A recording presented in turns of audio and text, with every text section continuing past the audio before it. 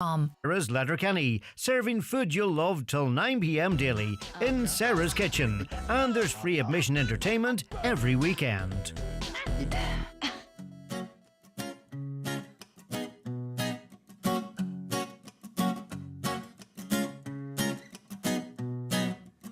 He comes from Glenty's, man. He's been in Celtic, man. He's been in Charlotte and he's even been in China, man. We've beaten Derry, man, or maybe Kerry, man. We're beating anyone we meeting in the final, man. His destiny's not just written in the sand. Still got a plan. He's no lucky man. Oh, Jimmy's winning matches. Jimmy's winning games. Jimmy's bringing sound back to Donegal again. I'll not ruin that by singing over the great Rory Gallagher there. Joe Dex was about to join in and give me a hand. You've got a wee bit of voice about you, Joe, haven't you? Yeah, sometimes. Listen, Rory Gallagher, of course, that is the reboot of Jimmy's Winning Matches. Folks, get it downloaded. Jimmy Stafford, I want to thank him for getting behind it. And his sidekick Paul, he'll love that line, won't he, Joe?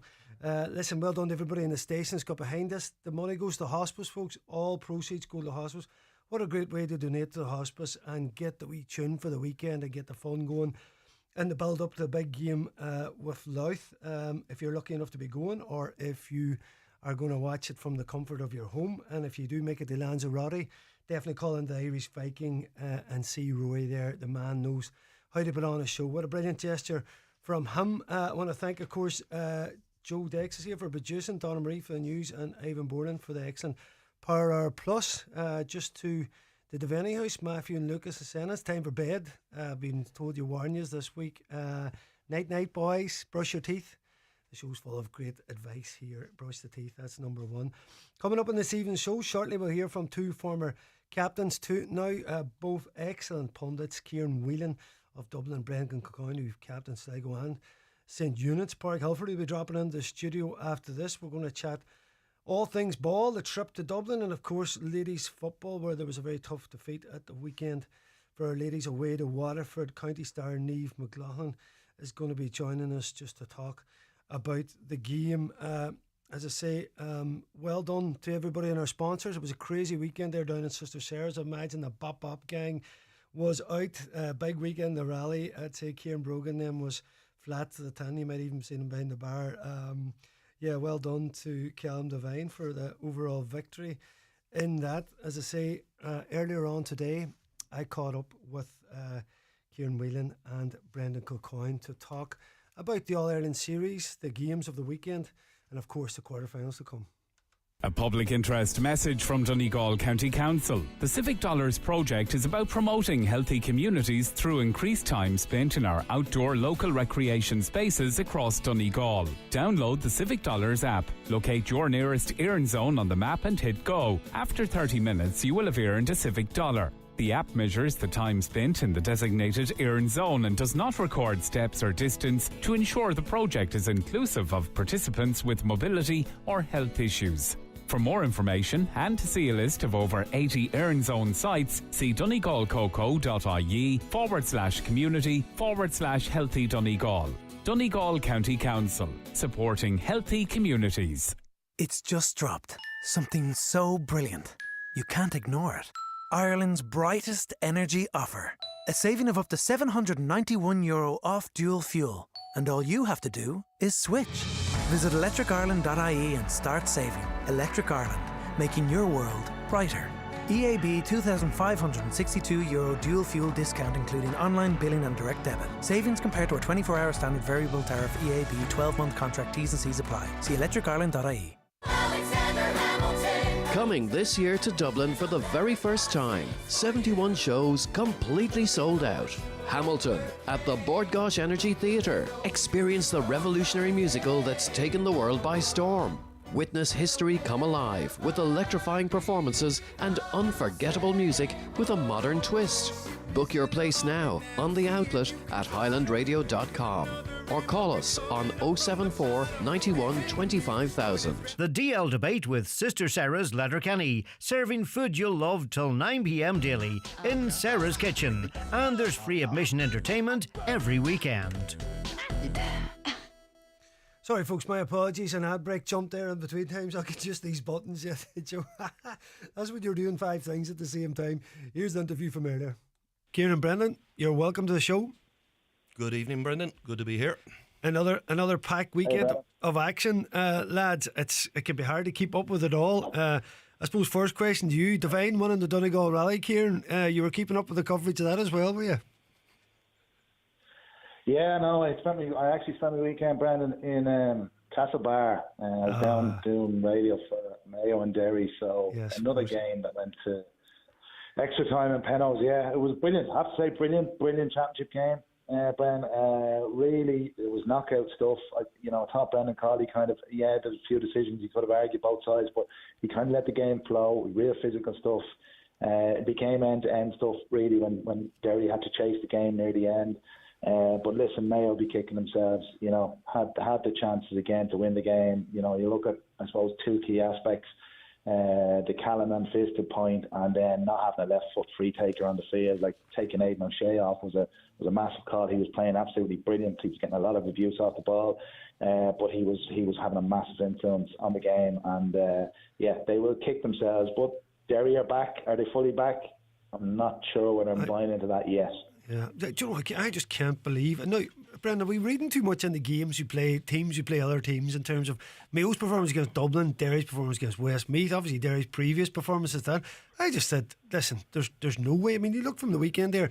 I'm just a wee humble pundit here. You and Ciaran can keep me right here, but we were thinking definitely Galway, Tyrone, and Mayo, right? And Louth and Cork I couldn't really call because it was, and it came right down to a point, of course. But then the performance level of the teams, particularly first half, and I'm like, this is knockout championship. Could you?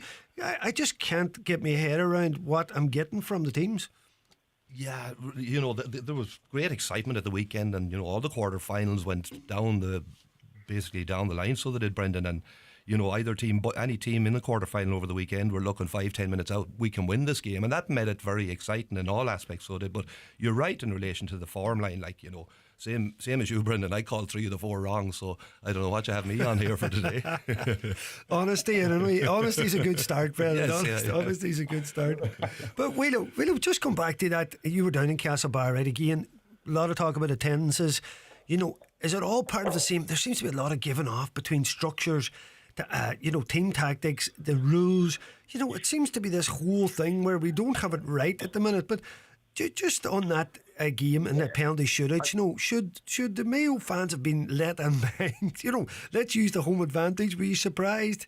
Ciaran, you mentioned obviously Callanan's fisted point. They could have maybe kept possession, but Mayo 3 times this year in brilliant positions to see out games, and they haven't done it, and it seriously costed them again, Brenda. But in the penalty shootout, did you think that Mayo should have let Vans in and maybe tried to disrupt the Derry lads a bit? Yeah, well, I suppose down there, Bren, it was a strange dynamic. Obviously, when it got to the penalties, that there was a toss for end, and they went to far end where the terrace was closed, and so all the kids had congregated down the other end, to try and generate a bit of an atmosphere, put the lads off, And so they went the other end and it was empty, but then they opened the terrace just as Shane McGuigan was about to take his penalty, and a lot of kids scurried in trying to distract him and stuff like that. But listen, I think, getting back to your original point, I think all the problems come back to the season, Brendan, being honest with you, and I think it's having a massive impact in terms of the attendances. I think there's definitely a fatigue element on players, the demands that are put on players, the games aren't spaced out, our season's not able to breathe. I think all the issues that we've had over the last 5-6 weeks, whether it's GA Go, whether it's hurling on a Saturday, whether it's, week-on-week games, whether it's penalties, all these issues come back to this season. And it's just too compact, too much going on. We've lost our identity in terms of the GA family and having that summer and having that buzz and having that atmosphere and what the summer means is from a GA perspective. And I know Jarlath Burns is going to look at it, but they do have to look at it seriously. I think it's people are voting with their feet. People don't know there's so many games on. You look back on Saturday, for example, you're going down the road in the car and there's 2 hurling quarterfinals on. You've 3 first time there's knockout games on, and they're all on top of each other. 4 o'clock, 5 o'clock, 6:30. So all the issues are coming back to hold this compact season. But, Mayo would be kicking themselves because they had the chances. And for me, I think Mayo are suited to playing against a Kerry or a Dublin when they play man on man, and they can play that style of football, and it suits their approach. They really struggle when it comes to breaking down defensive systems, and they've had that problem for a couple of years, and that again was prevalent on Saturday night. Derry went back to basics, but their 15 men defended from the 45 backwards, and Mayo really struggled, particularly in that first half, to break them down. Brendan, what do you think? Because how did it take Derry this long to go back to those basics? Surely, I think at half-time in Celtic Park was the time that you go back to these basics. Why is it taking to now? Listen, the forward line still wasn't operating, but you start defence first, and against a team like Mayo, as Ciaran was saying, they struggle against teams that sit like, I mean, a lot of teams do, but particularly Mayo, they like it a bit more end to end and man on man. Whereas once Derry became a bit rigid, it was going to be different. Lachlan Murray was probably the big man that stood up for them in terms of hitting the 4 points. But we surprised at what Derry, because I was at Celtic Park and Derry were just gone. I mean, I was like, they're just going to get hammered by somebody. I thought Mayo would have maybe beat them by 5 or 6, but yeah, their approach for a number of them games, it was just mind-boggling, Brendan. Now, but I think you have to take into context too, their half-back line and McAvoy, McKinless and McGrogan were out for a couple of games and recovering from injury, and that was their launch pad for games, and to have them 3 guys out missing for that period of time obviously was going to affect the way they play. But that said, to continue doing what they were doing after being exposed by Donegal so badly on the first day and that day in Celtic Park, and to do it again against Armagh, I think it was, and to get caught out on so many occasions. But there seemed to be a bit more structure about them against Mayo, so there was a bit of the mojo back. Whether that's enough going in against Kerry, I suppose Derry, if you're a Derry supporter this week, you're thinking, you go back to last year's semi-final, you think Derry, a lot of Derry people felt that, and again it was the loss of Paddy McGrogan. I felt that was a huge loss that day to Derry, so it was, they kind of restructured their team when he went off the half-back line, so they did, and I think that affected them. But Derry will, feel that they have got over the hump now. They go in against Kerry. There's no real pressure on them because people don't expect them to beat Kerry. Let's be fair about it. So they'll feel themselves they're going in with a good shot in it. And let's not forget too, Mickey Hart, has a fair decent record against Kerry, so he has down through the years with her own team, so he has albeit in a different generation. So it is quite appeasing. So it is that from a Derry point of view that they can go into the game on that level, Brendan. Yeah. And listen, Ciaran, your own men last week, when was it now? Last week, the week before, the weekend before, in terms of the performance against Mayo, where do you see Dublin at, Ciaran? Because they looked a bit kind of human in that game against in the Hyde. Obviously McCaffrey and Mannion come on. The late they still weren't beat. Has that kind of instilled a bit of a mindset across it? Even though Mayo threw everything at them, even outside of Croke Park, Dublin will not be beat. Are they still the team for you, Ciaran, or where do you see them at in terms of the previous years that they've went into All Ireland? Well, I suppose, Brendan, last year I didn't think they were going to win it, and they won it. So probably me by saying they are going to win it this year means they won't win it, to be honest. You're like me in the old pundit course. Like, for me, they're definitely not invincible, and probably they still have massive character, they still have massive resolve. They're very hard to beat, and they know how to hang in games, and they're very, very good from the 60th minute onwards, as we know. But they can be patchy, they can be patchy, and you saw last week that a lot of turnovers, uncharacteristic turnovers, basic mistakes, in the middle third where they got kind of punished, and sometimes their shooting can be a little bit off. But I suppose, listen, from a positive perspective, when you stand back and you look at some of the quality they have, particularly in the forward line, that they're not going into a game relying on a Shane McGuigan or a Ryan O'Donoghue, or relying on one or two players like a Comer or Walsh. They've so much quality up in that forward line that even if you keep Conor Callan quiet or you keep Kilkenny quiet, it can be a Basquel that pops up, it can be a Mannion coming off the bench.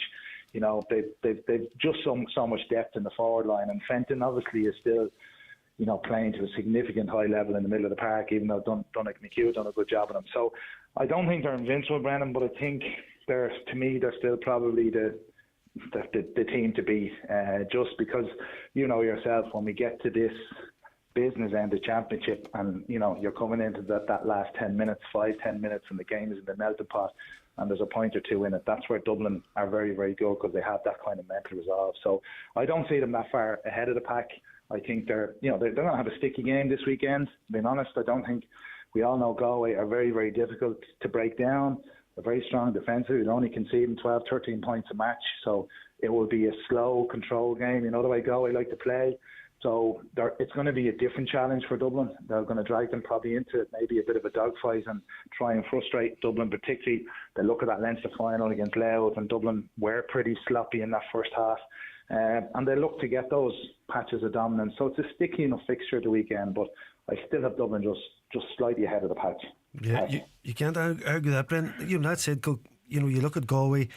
It's all about their injuries. I know Walsh went off with a muscle injury. It remains, you're obviously looking at Comer came on, got a point. Conroy had 3 even play, Finnerty 3 even play. The Galway, if they've got their starting 15 there, can put it up to Dublin. Now, that was a terrible game against Monaghan. Now, I know Monaghan went to play at Bournemouth, and Galway we'll play the same. It was a shocking game of football. Yeah. I mean, I think there was a 10 or 12 minute spell. Galway hit them for 6 points to 1 and killed the game. But that type of performance not going to mix it with Dublin. But then again, here's the warning: don't read on the previous game's performance, because Galway will know. They'll come on flying into this game if they have their everybody, if they have the full complement. They certainly give Dublin a match. And there's no doubt about it, Galway would have been a team that I would have fancied from the outset. The quality of player that they have all over the field, and again you alluded to it, Brendan, in relation to the the injuries, concerns that they've had throughout the year. But Comer back, Shane Wall should be a big one if he's ready, so he will. But himself, the two of them guys, and Finnerty inside is a queer inside line, so does get a lot of scores for you. But you have to go back to the dubs and the strength and depth that they have. And Ciaran mentioned it there, bringing on McCaffrey and Mannion at that stage of the game against Mayo, and he took off a few times. McCaffrey, he's just a joy to watch, the pace he plays the game at, and that threat, that to be able to have that threat in the last 10-15 minutes of a game is just such a huge tool to have. And that strength and depth that Dublin have, I think, will make it very difficult that if, we've seen them down through the years, that, that final quarter, that final 10 minutes, their ability to shut down games and to be able to come back when they look dead and gone in certain times, against Mayo down through the years, etc. But they have the ability to bring in these type of players that can, they bring his exhilaration to football. Jack McCaffrey, the way he attacks the game and he plays without fear. So listen, you have to fancy the Dubs to get over that one, but it will be an interesting game, because we mentioned that Galway have huge talent throughout their team, and they will see this as a huge game in their progress, because you'd have to question, have they made that progress over the last couple of years with the talent they have at their disposal? So they'll be identifying this game as massive, so they will, but it's a big ask to go to Croke Park and beat the Dubs. Yeah, it always is at the minute. Ciaran, you watch a lot of football. Ciaran, I have a question for you. You mentioned, we just talked about Caffrey and Mannion coming on. The point that Mannion got against Mayo, now tell me this zonal defending, right? Whenever the ball was passed to Mannion, 3 Mayo players ran to him. Now, you've one of the best range kickers in the game, receiving the ball. The game's in the melting pot. And 3 Mayo men run to him after he gets the ball. Now I'm thinking, how come one of those players haven't gone, Mannion, stand out here? Should have been up. How come one of them doesn't go, tell you what, boys, I'll mark Mannion, you can stay zonal if you want, because do you understand, Ciaran? And even looking at Dublin at the other end, I mean, one of the points that O'Donoghue got, he played a 1-2 and he comes strolling onto the ball about 30 yards out and taps it over the bar, and I'm thinking, shut O'Donoghue down, and you're like, it happened on both sides actually. But are you surprised, Ciaran, how often that happens? Teams have maybe 12 players back, and they seem to be retreating so deep into that line, and then a guy pops up 35 yards out and puts it over the bar. Well, again, I think, listen, it comes down to game management, doesn't it? And you look the way Mayo play, and they do match up man to man, and you would think, if you remember, who was it? Like Eamon Fitzmaurice was a great man at Kerry when Dublin used to be offloading their bench, and they bring Kevin McMahon on. He used to bring on, a Paul Murphy or somebody fresh. Do you know what I mean?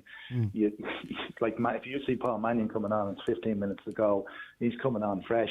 You got to be thinking, like, Dublin are looking to get the ball because of his accuracy, because he can kick points from outside distance around the full arc, whether it's traditionally left-footed.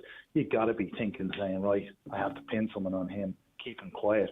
Similar approach to Jack McCaffrey. You know what I mean? You bring Jack McCaffrey in 20 minutes ago, you got to be tagging him. You got to be tagging him because that influence that he can have, you got to be trying to nullify that influence. So it comes back to basic game management, in my view, Ben, that people have to be alert to these dangers coming off the bench. You know, and listen, it's happened to me a few times. We've spoke already. You know, the Connacht final and then that game, and of course the last game. Brendan, just looking at the future now going into these next few games, and can you predict? Is there hope for the smaller teams in these quarter-final pairings? I mean, I'm just thinking about previous games. Did Mayo get a lot of pat in the backs? People says it was the best game in McStay's tenure against Dublin, and then they come on completely flat against Derry and knockout. You look at Tyrone. I mean, Tyrone showed great defensive shape in Celtic Park. I mean, it's poor stuff, I know, in terms of football, but defensively it's good. I mean, they beat Cork the last day out, and then they come out with that 3 points in the first half at home, and again 6,000 odd in Healy Park. It's Ciaran mentioned it there. They're just about the championship. We've completely, I think, overdone the amount of games in it if it's going to be championship, haven't we? And how do you figure out teams? I mean, where do you rate Roscommon now? I mean, they had a shootout with Cavan the week before. That's why I thought if they try and play that against Tyrone will sit and be negative. But Roscommon came with a completely different game plan and really took the game and deservedly won it. Yeah, absolutely. He played some really good football in the process, so they did, Brendan. But you look at Roscommon and they have quality players throughout the team, but there are too many games. Like this will be Roscommon going out next weekend will be their third week in a row. And listen, these guys are super fit and there's no problem in that respect. But you pick up knocks, and again it comes back to the squad depth. And what's more important is the mental fatigue. Getting up for these games, getting yourself prepared the week before them. You've very little recovery. You look at Louth, probably had their greatest day in 50, 60 years kind of thing, so they had yesterday. They have to come down straight away, knowing now that they're coming up against a Donegal side, a Cockahoo Donegal side at this weekend. Yeah, they can't have a whole county build up and all the buzz that should come with it. Exactly. Big game a couple of weeks run in, their Yeah. biggest day in 50, 60 years. Well, I suppose you go back to the Leinster final in 2010, the infamous Leinster final in 2010. But, it is difficult for these teams to continue to pick themselves up. And that's why, you're looking at the teams that top their groups have a huge advantage because they rested this weekend. They got a couple of training sessions in. Management have been away to look at these games, so they have a huge advantage over the teams that are just coming out. And you can argue the momentum can bring teams through too, and that is the case. But you go back to last year, I think it was the 4 group winners again that went through, kind of thing. And so it is a big ask for the Roscommon, the Galway, the Louth and the Derry, but they're there and they have a chance. There's only 8 teams left, Brendan, so they have an opportunity, but it's a huge ask for any of them to overturn the group winners. Ciaran, tell me, just before we get on to Louth, Donegal, where do you see? I mean, Ciaran, a complete capitulation first half from Tyrone. I mean, Ciaran, we've come up quite a few times now. Are players struggling to get up to should be the biggest game when it matters because maybe so much is taken out of them? Is that all you can say about Tyrone in terms of that, particularly that first half performance? Yeah, well, the one thing you say about Tyrone all year is they've had that level of inconsistency, and I think when you're looking at Tyrone's performance, we didn't really know what you're going to get week on, week off. I think that's been a trend with them, being honest with you, because I found it very hard to get a read on them because one week you'd look at them and you think, yeah, they're well organised, they're playing an attractive brand of football, they've key threats inside, they're kicking the ball a lot, they're solid enough at the back. They had injuries, the guys coming back, they were all, some week Niall Morgan was having a massive influence, Matty Donny's playing well, but that trend has been there, Ben, all throughout the year, where they can drop a couple of levels, and I think that's ultimately what cost them at the weekend, that just level of inconsistency in their game. Yeah. And Brendan, what do you think then of Louth and Cork? Because it was, again, and I hate being negative, right? I like to see football being played. Jesus, it was another shocker. It was complete. Now, I know we can say, right, particularly for Louth, I think it was more important probably for Cork in terms of their trajectory than Louth because they'd already maybe exceeded. But listen, it was a huge game either way. Did that mean that both teams just went, right, let's lock it down? Hey, Brendan, I'm going to have to be honest here. I was watching my native Sligo play a Tailteann Cup semi-final against Down, so I honestly didn't get to see a lot of Louth and Cork. And do you want to tell us how that went? Well, yeah, listen, it was really enjoyable. I know. It was a brilliant game. It was down to the wire, and Sligo lost a man and lost a penalty kind of thing, and they really gave it a good shot. But hey, they're on the up, you know. I mean, they're getting serious there's progression definitely there, progress, and there's a lot of good work has been done with underage teams, and there's some of them players beginning to come through now to the senior setup. And to be fair to Tony McEntee, he's done a good job down there, and there's a good buzz about Sligo football. It's disappointing they didn't get through to the final yesterday, so it is, but it's a good progress for Sligo again. They're just getting to the point where they asked you to be manager, and then. No, I'm all right, Brendan. So I am. Thank you. Yeah, right. You're happy up here in Donegal. Absolutely, yeah. Whelan, listen. Obviously, you know a lot about life in terms of their progression and the whole heart over to Jared Brennan. They look like they're on the up and up. Where do you see them? I mean, is the Kerry result, is that a bit sobering for them in terms of playing? I thought it was a brilliant performance from Kerry. I don't think they got enough credit for that, but. Is that kind of a bit of a barometer from? But again, Ciaran, are we reading into these games wrong? It'll be a completely different match, obviously, come Donegal. Yeah, I think it will be a completely different match. Brendan, you're going into Croke Park, a different playing surface. Donegal have had that extra week's recovery as well. You know, Louth are coming into week 3. They could have possibly reached that glass ceiling. You know, obviously Jared Brennan has them very well set up. We know they'll drop off. I can't see it being a pretty game, if I'm being honest with you. I think it will be, you know, the way Donegal set up, Louth have been an extreme of that, if I'm being honest, in their approach to the bigger teams. So Jared Brennan will have the team set up to stay in the game, damage and limitation. They have good forwards. They're very good on the counter attack. They have a lot of quality players going forward. You see the likes of Lennon and Mulroy. You know, they're quality. They have a bit of quality in them. We saw that against Dublin, but Donegal is a different animal, and you know, they would have learned probably from a couple of the mistakes in the Cork game and getting sucked in and getting caught in that counter attack. And I think Jim will have them well drilled to ensure that doesn't happen to them. And I don't see it being a spectacular game of football, being honest with you, but I think Donegal will just have too much firepower in terms of their ability to pick scores from distance. I think, and how they interchange in their forward line, they'll just be a little bit too strong for them. I think Louth, this could be that last ceiling this weekend, in my view. Brendan, what do you think about it? Cork held the ball at one stage for 4 minutes around that Louth. So we've seen it actually in Ballyshannon in the league game. Louth were really well set up, and Donegal were struggling for a long time. Big Hughie came on, Bard's one of their players and conjured a goal. Up until that point, it was a point, and I thought this could go either way. And I know it's only a league game, but I'm just saying they looked very tactically astute. Then obviously Hurley, Sherlock and them didn't get into the game at all because of what they play. But then we talk about Croke Park, and it's more difficult to do that. Croke Park will suit the Donegal players. I think Croke Park will really suit this Donegal team because we've legs all over the field, they've threats of scoring all over the field. You look at, you know, we're playing we don't have that many natural defenders on the Donegal side at the moment, so the pace that the game can be played in Croke Park should suit Donegal. That said, Louth will set up, they'll be very well organised, so they will, and they'll make it difficult for a while for Donegal. But you would expect this Donegal team to have too much for them, Brendan, from the point of view that they've a bit more experience at this level, and I think Ciaran is right that Louth probably have reached their glass ceiling in respect of what their expectation and where they're expected to go this year. They just about retained Division 2 status. Yesterday was a massive win against Cork, but where are Cork in the real scheme of things? So they are, you know, that's the question. The inconsistencies are always there from Cork. We haven't seen them put back-to-back performances together, you know, and that, you know, Louth had enough for them yesterday, and fair play to them for that. But you just look at this Donegal team and the pace and the strength that they have coming from deep, and will Louth be able to counteract that, you know, when Donegal do turn them over and get bodies going at them up the field, Brendan?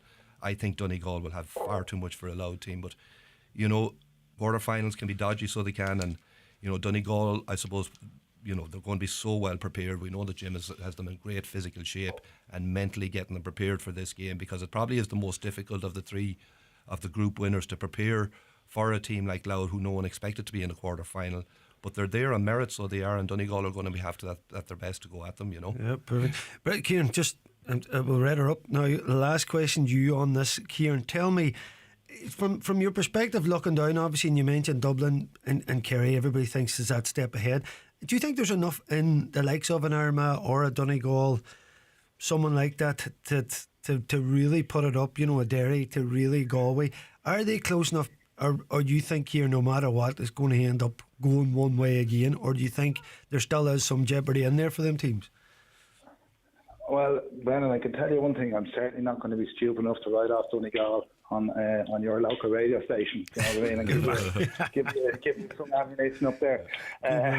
No, for me, I still think, you know, Dublin are at a certain level, and Kerry haven't really been tested. If I'm being honest with you, I go back to that league game against Dublin where Dublin tore them to shreds, and the Kerry haven't really had a test since then. They haven't been asked questions since then. I still think that sometimes their quality, their tackling and their defending is poor at times, and they leave space behind, and they can be got at.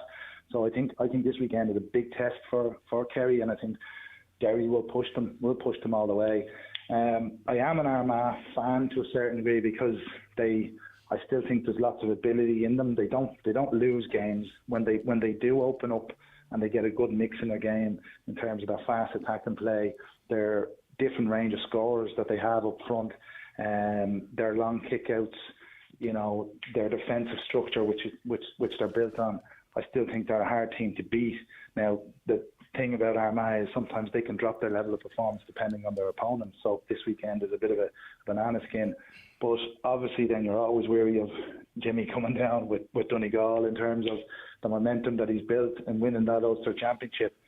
Probably the Cork game was a blessing in disguise, that it probably took a bit of the air out of the balloon up there to a certain degree, and he's probably quite happy with that. And you would expect they're going to beat Louth. So they're going to be a dangerous semi-final opponent for either whoever gets through on either side of the draw. So to be honest, I see the four provincial winners as the semi-finalists. I know that's just going with their favourites, but I just think they're a step above all their opponents this weekend. But Kerry just about. I think that one could be Kerry just about. Tight, you know. Good man. Good. Listen, Kerry. last week, Kerry, yeah. I heard you, big guy. Brendan, you go with that? I mean, last week we went by the favourites, as say the three favourites, and then this week it's looking like say Armagh, Dublin, Donegal, and Kerry.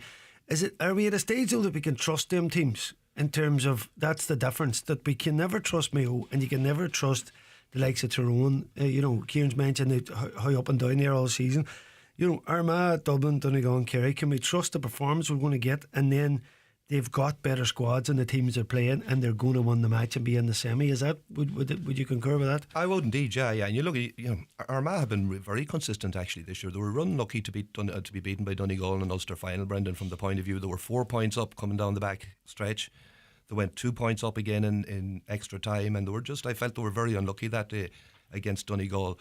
So I feel their consistency is enough, and I feel they're going in a huge advantage, against Roscommon. So they are. And again, Dublin probably have too much for Galway if Galway can get it right on the day, and I think they have the capability. They could push them all the way, but you still expect Dublin to come through. Because Dubs are the Dubs, and Donegal and Kerry then I think should manage them two games. Can Derry get a huge performance? They're going to have to show a dramatic improvement on where they've been.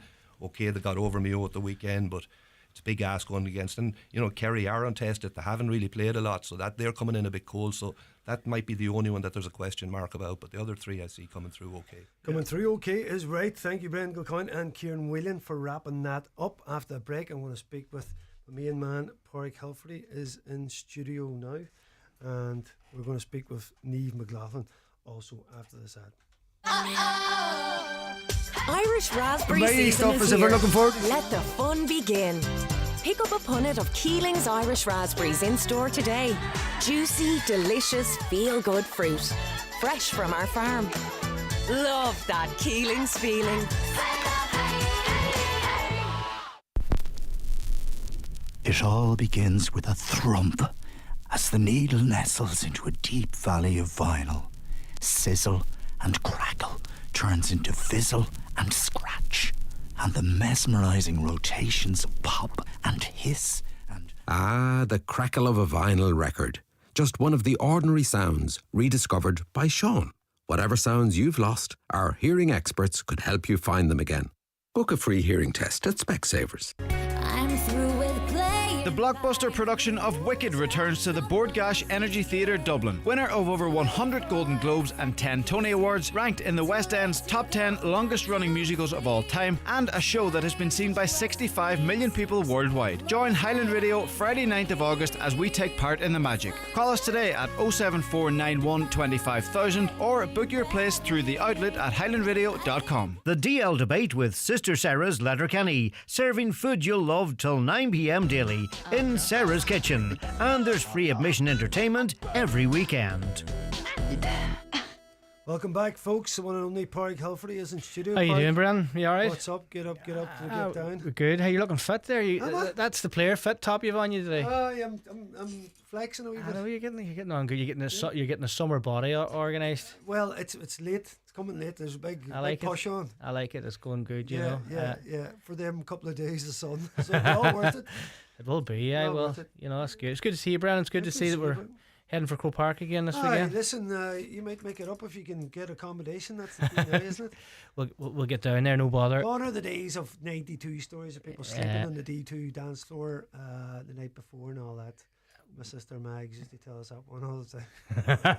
Well, it was accommodation, so you can't kick it, you know. Listen, that's it. We've seen some rally boys. Joe was showing me a few. They didn't need a bed at all. They were just lying in random places. A bed's overrated now, you know. It is, yeah. The great outdoors. What about the club draw? Yeah, well, Wednesday night, Brennan, it's D-Day. You're in the management position this year. You'll be keeping a close eye on it. Yeah, I'll have my wee notepad out. There'll be, you know. Yeah, it'll be interesting to see. A fly in the wall there. I'd love to see what the B's thinking. I know, look, it's going to be good. I think I suppose club football, Brennan's a wee bit. It's like all that in series. There's too many games. There's too many. If we're going to play championship, let's play championship. You know, the old system, home and away in third game, that's better than what's there now. You know, whether that's the best or not, I don't know. I think so. And you know, I was chatting to a fella from Derry yesterday. He goes, "We lost so many games in the championship. We're still there, you know, and that's just the way it is." But look, it is probably frustrating from a fan's point of view because you're not really getting that championship feel because you know the knockout stuff doesn't really happen.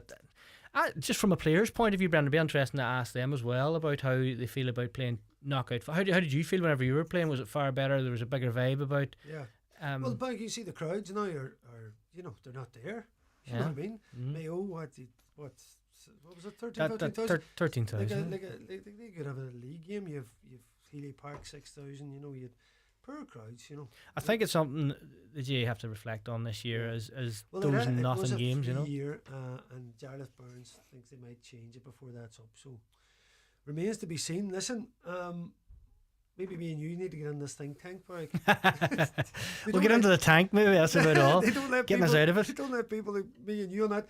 Someone they would let on it, who has a footballing brain that we wouldn't have, is our ladies county captain and all-star Niamh McLaughlin, who joins us this evening. Niamh, thanks so much for taking the time out. No bother, Brendan. How's things? How you doing? Niamh, how you doing, Niamh? We're shooting the breeze, but no, I texted you earlier, and listen, I really appreciate it because it's difficult. You know, when you build yourself up in championship, and you know, Niamh, it had been a season that we weren't sure what we were going to get, and Donegal very competitive against some of the top sides in the country, and went away with a lot of hope to Waterford, but came up short. How did the game turn out from you on the playing park? I suppose obviously very disappointing for us. I think probably off the back of, as you said, kind of two good performances against our man Kerry previously. Set us up quite nicely, and with every intention of going down there to Waterford and sort of trying to build on that performance and put together maybe something even better that we've been working on in training, and the girls have been working really hard. And okay, just disappointing it just for whatever reason just didn't click for us yesterday.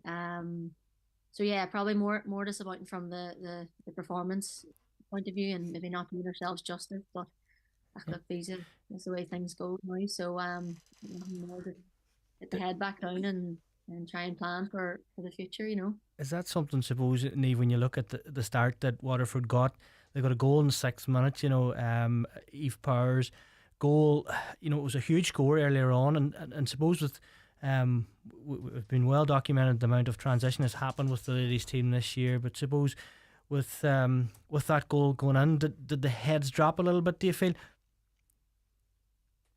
I don't know. Look, I suppose Yeah, the goal obviously. I think that put us maybe 3 or 4 points down at that stage. They got a couple of early scores on the board, and we probably just left ourselves too much to do after half time. Maybe. No, we did bring it to them again, but look, I suppose the way we set up, um, maybe we didn't go at it early enough, and if it was hindsight's a wonderful thing. But no, look, we kind of prided ourselves on not conceding goals and sort of really be tightened up in the defensive aspect of the game. And yeah, it's probably the first goal we've conceded in a good while now. So yeah, disappointing from that point of view. And yeah, probably just going into the second half, then Waterford were able to set out their stall and sort of limit us as best they could, which they did. So credit to them for that as well.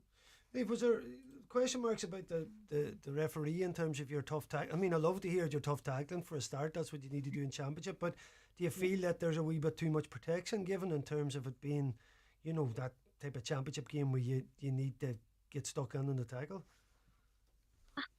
I don't know, like, you know, that I tried yesterday myself. Now I made the decision before the game I wasn't gonna let the referee kind of get in the way of myself and my game. So it probably wasn't until after. Look, there's always going to be calls that maybe you agree and don't agree with, and I think to be fair in the ladies' game, and I've been probably saying this for the last couple of years, that it's probably the rules more than anything that make it difficult because it's so subjective in terms of the tackle and the contact and what's allowed and what's not allowed. And you know, I suppose for me and for a few of the other girls who've been around a few years, even going down to Division 2 this year, we probably felt that maybe it's been refed a different way. And look, referees have a hard enough job as it is, and I do think that something needs to change in the rules now, that where, well, you know, it's women against women, and we work hard in the gym, we work hard and we train hard physically, and you want that to be part of the game to an extent. And yeah, I think sometimes if there's a question mark over it, and I think that's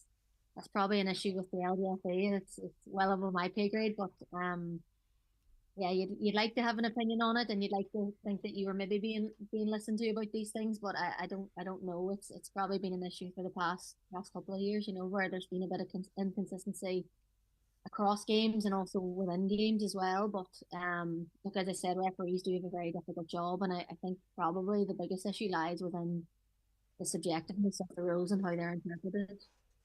I think you've hit the nail on the head there, Niamh, because I've just noticed that there would be some differences as you look at underage, you know, young underage girls, and as they move forward, then different referees, they have different styles of refereeing. Brendan, we see it in the men's game as well, but a lot more in the ladies' game, because I think against Armagh it was tight. You know, in the Ulster final it was evenly contested. You know, but the ref, I would say, Niamh, allowed play to progress. Would that be fair?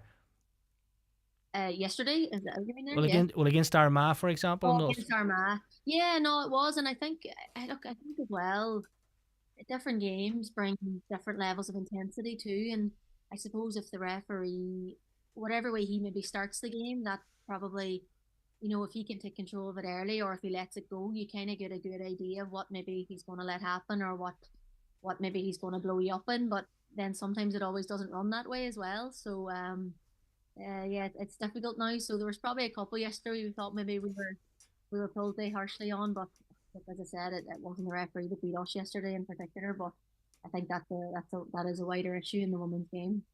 Yeah, and Niamh, listen, you obviously vast experience, you know, real classy player playing in that Donegal side. How do you sum up then? You know, we mentioned those games, and you know, particularly say our man Kerry, and that, you know, this season with John in there. How do you assess it in terms of what he started to build and the players that's coming through? And listen, it's obviously it's not finished yet. You have that relegation playoffs to come, but how do you assess what's happened so far this year in terms of the new management and the new rules? I think to be fair, now, I think with the turnover in players and you know, change in management as well, it's always a big ask to try and put your stamp on things. And you know, we set up very well sort of defensively, and we had to build that foundation, and to be, you know, to be fair to the management, the backroom team, we were all working very hard for that. And I suppose that defensive play is the foundation for us going forward. And you know, you're not gonna be perfect within a year and 7 months or whatever the new management is in. And But there's really encouraging signs to say that, look, we can compete with those teams that have been at the top. And look, we were at that level for so long as well, and it's just natural part of sport and football that will change. But I think, yeah, look, if you step back and look at it, look down on it from afar, there's a lot of positives from the season. And look, still we still a game left to play. Hopefully just one game, and I think that'll stand us in good stead now going into next year for the boys and for the team to build on that for the years to come. Niamh, are you happy enough with the setup? The 3-game group and that. Do you think that's the best way going forward? There's a lot of talk about All Irelands and the way they're set up and that around getting the best from Championship. Are you happy enough with the way the groups are set up? It is a funny one because it obviously would have just went before. I suppose it's a way of getting, look, the way the women's game is sort of tiered now as well with senior, intermediate, and junior. It's only us and Armagh a senior championship, so whereas that sort of changes historically. We would have had maybe 6 teams in Ulster competing in an Ulster championship, so you'd had a few games, and whereas Dublin mightn't have had no Leinster championship, so they are going in, with relatively no competitive games in the championship straight into a quarter final or whatever it might be. So I think it is a good way to sort of get teams at that level playing more games or getting more teams maybe who've come up from intermediate and getting that experience, because if you don't play the better teams, you're never gonna improve as well. And I suppose probably just from our point of view now, we've 2 weeks to wait for a relegation playoff, which is a bit you'd nearly play it now tomorrow if you could. But I suppose it just gives you that wee bit of time to prepare for that as well. So our goal that we set out for the season probably it was to stay up where we are. So we're still in the running for that, and hopefully now we will, and we have every intention of doing that. So no, I think it is. It's probably the best way to keep teams playing at a higher level across the board. Yeah, and before we let you go, Niamh, suppose just reflecting on your panel of players this year, a lot of girls seeing senior championship football for the first time. That has to be embraced. And as I say, a lot of players getting, first of all, getting into senior football, it can be daunting as well. The level when you come from your club into senior football, it's different. The expectation is quite big.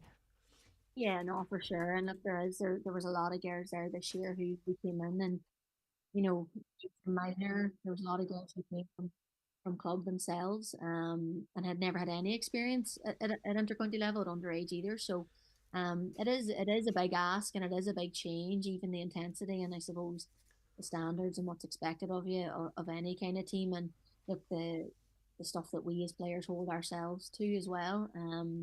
So look at it, it is definitely a big thing, and I suppose that's the kind of changing of the guard over the next few years, and that's something that we're going to try and build, and something that I think we've started really well with this year, and hopefully now we can bring a few of the underage girls through that will be there for years to come. And I think when you start to bleed the new younger players in, that stands to you in the future. And we've a lot of girls there now who've been around the mill for 3, 4, 5 years, and they're still only 22, 23. So we still have a young group of experienced girls there who hope to be around, and then we've the next generation coming through after that. So hopefully now, as I said, we'll just keep building on this year and into next year.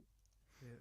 So Niamh, just this game last, so it's either Kildare, Tip, or Laois in that relegation playoff. So it was drawn there. So we do have Kildare now. So we've Kildare. I think that's fixed for Breffney Park on the 6th of July. So next Saturday. Not sure of a time yet, but Tipperary and Laois in the other playoff, and then winner is safe, and then you don't win, you go to sort of relegation final as they're calling it. So it's something that you'd rather not be playing in. So we'll go all guns blazing out for Kildare now in the next couple of weeks. Listen, Niamh, all we can do is wish you all the best in that, and again we appreciate, because we know the work that's going on and the dedication in the background that all everybody in the whole management team and all the players are committing to. So listen, thanks so much for that, and for this change, as you said, in the season, and giving it all. And I'm sure we'll come out of this relegation playoff all right, and look into the new year after the club championship. Thanks very much, Brendan. Thank you. Cheers, Niamh. Thanks, Niamh. Thank you so much. See you later. Bye-bye. Take care. Thank you. What a player she is. Phenomenal footballer and good soccer player as well. Good soccer. Yeah, Jill. Yeah, Jules. Tell you So what, classy, a great brain too.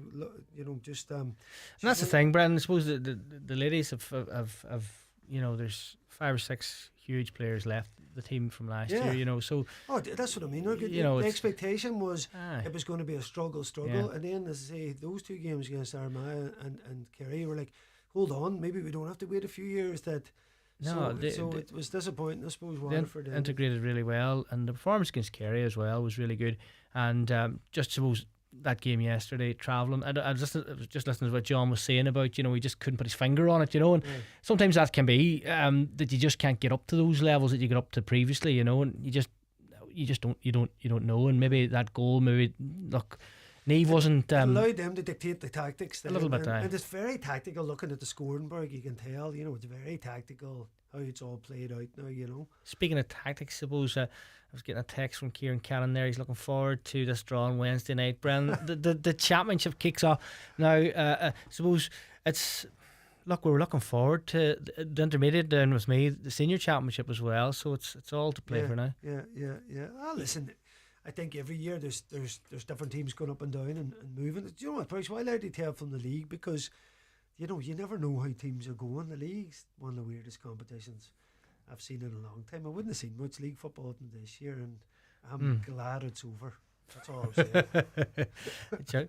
And come here, suppose I heard you lost a few pounds today as well, Technically I didn't. Well, I actually, Greg very kindly gave £100 to Plan, charity I do a bit of work for.